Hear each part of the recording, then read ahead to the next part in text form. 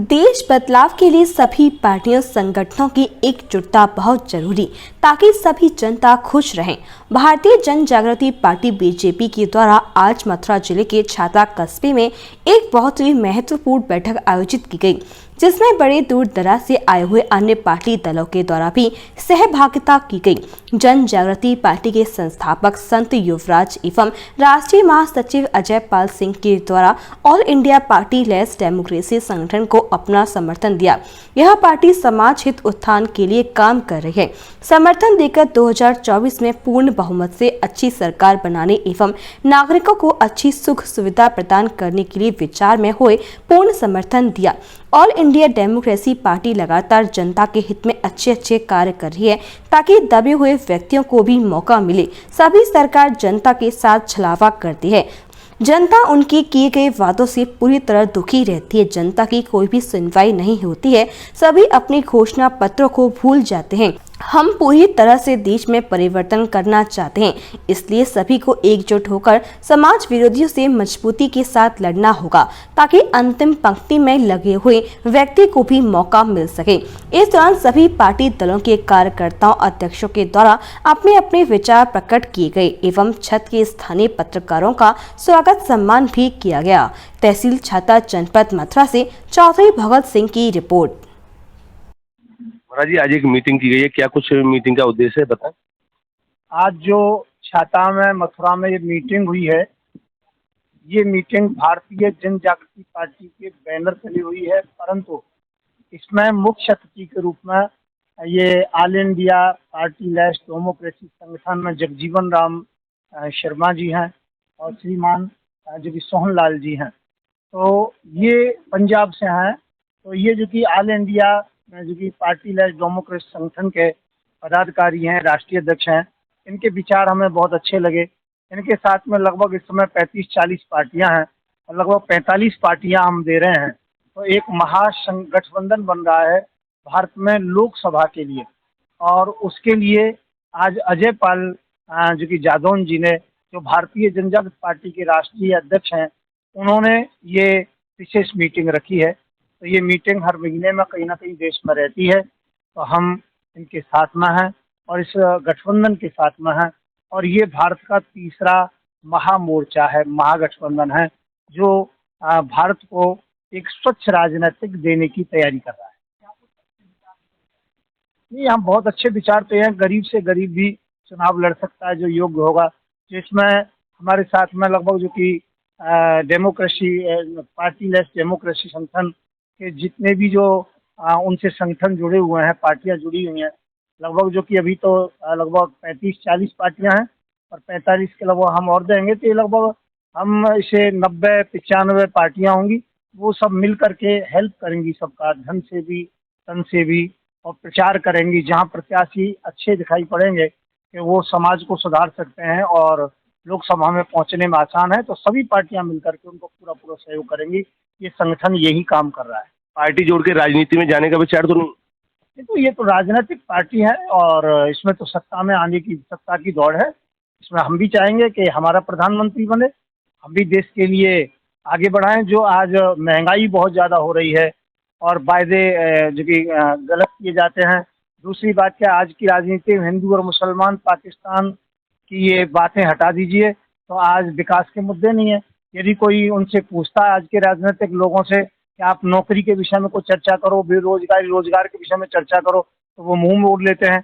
यदि कोई भी बात हो तो इसलिए क्या है, कोई विकास के मुद्दे तो है नहीं, केवल हिंदू मुसलमान की बात है, जाति बरादरी की बात है, ये सब बातें हैं। तो हो सकता है विदेश राजनीति अच्छी हो, परंतु आज की डेट के अंतर्गत में उनके पास कोई मुद्दे नहीं है। भाजपा एक मुद्दा विहीन पार्टी है इस कारण से, परंतु लोगों के पास विकल्प नहीं है, ये बात वो खुद कहते हैं। और इसीलिए हमने विकल्प निकाला है और अब की बार सत्ता हमारे इस संगठन की, महासंगठन तीसरे मोर्चे की सरकार आएगी भारत पार्टी। अब आप समझ लीजिए, यहाँ 90-95 पार्टियां एक साथ इकट्ठी होकर के चुनाव लड़ेंगी, तो ना तो प्रत्याशी के पास धन की कमी रहेगी, ना जो कि जनता की कमी रहेगी, ना वोटों की कमी होगी। और जीतने के लिए इन्हीं चीज़ों की आवश्यकता होती है। 90-95 पार्टी के जितने भी राष्ट्रीय अध्यक्ष हैं, महासचिव हैं, कार्यकर्ता हैं, वो हर एक पर भी ध्यान देंगे। जो प्रत्याशी आगे निकलता हुआ दिखाई पड़ेगा उसको पूरा योगदान करेंगे और हर स्थिति से जीत हासिल करेंगे। नहीं, इसमें भारतीय जनता पार्टी अपने प्रत्याशी खड़ा कर रही है। इसमें हो सकता है साहब महासंगठन कोई सहयोग करे ना करे, उस विषय में चर्चा होगी, पर लोकसभा में निश्चित हो गया है महासंगठन तीसरे मोर्चे के द्वारा हम जो कि अपनी पूरी पार्टियों को उतार रहे हैं। किसको कितनी सीट मिलेंगी ये बंटवारा बाद में होगा। जहां अच्छे योग्य प्रत्याशी होंगे उनके साथ ये महासंगठन खड़ा रहेगा। जी, अपना परिचय। मेरा नाम विमल कुमार सक्सेना है और मैं ऑल इंडिया पार्टीलेस डेमोक्रेटिक संगठन का संस्थापक और राष्ट्रीय संयोजक हूँ। तो आज जो ये मीटिंग की गई है छाता में, क्या कुछ उद्देश्य है? ये आप समझिए हमारे स्वामी जी संत युवराज जी हैं और इनके आशीर्वाद से एक ये महागठबंधन बन रहा है और इनके चरण की हमारे ऊपर कृपा है और एक मार्गदर्शन, एक सटीक मार्गदर्शन मिल रहा है। तो हम चाहते हैं कि राजनीति में बदलाव आए। ऐसा ना हो कि हम एक नई पार्टी खड़ी करें। पार्टियां बहुत हैं, 2,500-3 हजार पार्टियां हैं। क्या सारी चुनावों में दिखाई देती हैं? वही गिनी चुनी 2-4 पार्टियां होती हैं। हम वो झगड़ा कर रही होती हैं, एक दूसरे के साथ कहासुनी कर रही होती हैं और जनता को मूर्ख बना रही होती है। हर बार चुनाव आते हैं, हर बार जनता वोट देती है, हर बार सोचती है कि अब किसी कोई नया होगा, नया होके रहेगा। लोग चेहरा बदल देते हैं, पार्टी बदल देते हैं, मगर जनता हर चुनावों के बाद ठगी ही रह जाती है। तो जी, हमारा ये कहना है अब राजनीति ना करो, अब राष्ट्रभक्ति करनी शुरू करो। अब राजनेता मत चुनो, अब जनसेवक चुनो।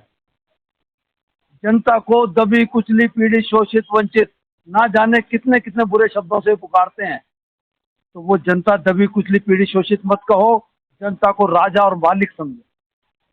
हम ये थ्योरी लाना चाहते हैं, वो आएगी कैसे? क्योंकि जनता को बार बार ठगते हैं, ऐसे लोग लुभावन वायदे करते हैं।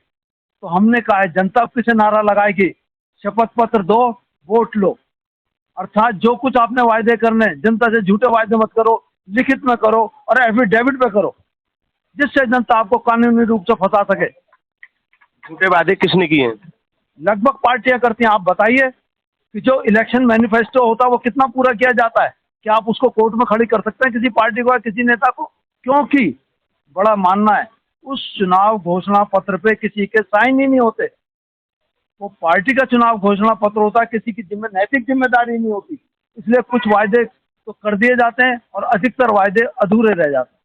हमारा आपके से मानना है कि कुछ ऐसी नई चीजें लाओ कि जिससे जनता का भला हो। जनता का भला कैसे होगा? कोई नेता तो राजनेता बन गया, कोई प्रधानमंत्री बन जाता, कोई मंत्री बन जाता, कोई कुछ बन जाता है।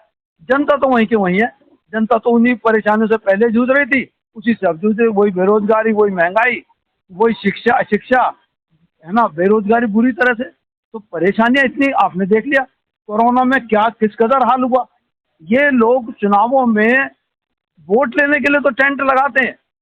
क्या इन पार्टियों ने चुनाव वोट लेने के लिए क्या अस्पतालों के बाहर टेंट लगाए कि भाई लोगों को किस तरह की सुविधा चाहिए? लोगों को सांस के लिए सिलेंडर नहीं मिल रहे थे, दवाई नहीं मिल रही थी, तो किसकी जिम्मेदारी?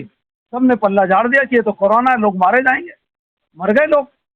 क्योंकि आपने मुझे एक उदाहरण बताइए कि कोई एक नेता मारा गया इस कोरोना में। अगर कोरोना पूरी जनता के लिए था तो नेता क्यों नहीं मरा?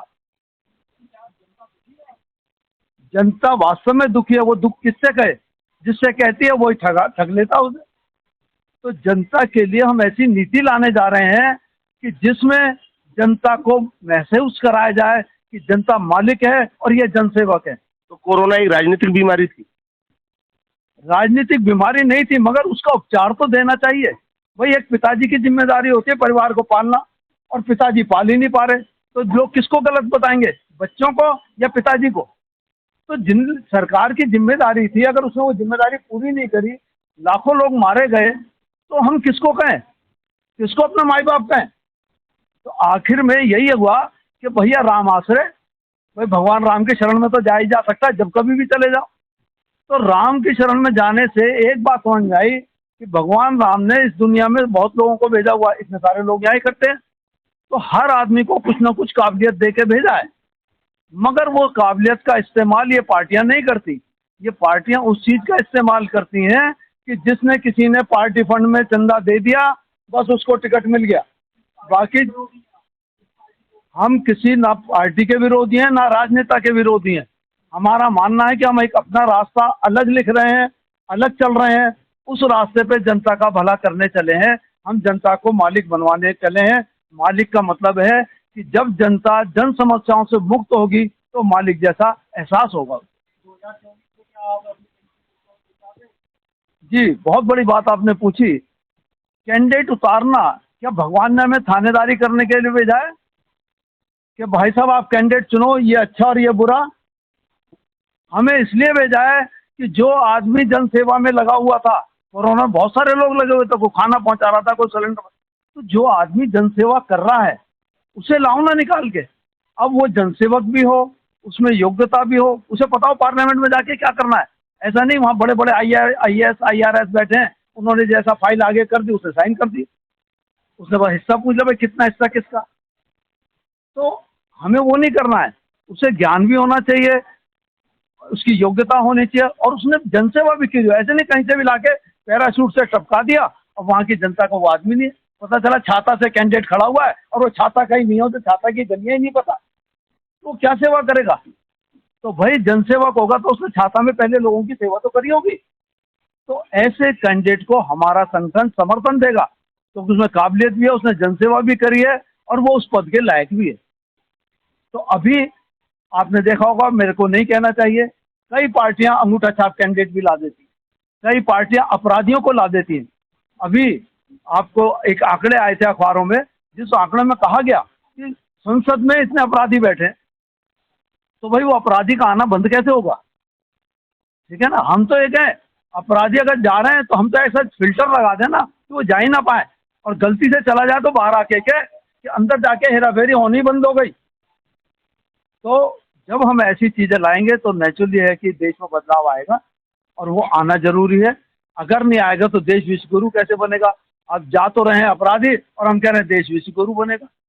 क्या अपराधी विश्वगुरु बना पाएंगे? क्या अपराध जगत में हमारा नाम होगा? हम सोच क्या रहे हैं? बेरोजगारी हो रही है, हमारे लड़के बाहर जा रहे हैं पढ़ने, पढ़ाई लिखाई करके वही लड़कों को अगर हम यहाँ उनका इस्तेमाल करें तो जो खोज वो बाहर जाके कर रहे हैं, है ना, वो खोज यहाँ भी हो सकती है, मगर यहाँ की सरकार उन्हें मौका नहीं देती। अब बहुत सारे लोग हैं जिनमें काबिलियत, अभी वो भाई साहब बोल रहे थे और यहाँ भाई साहब ने बोला, लोग जानते हैं कि लोगों में काबिलियत है,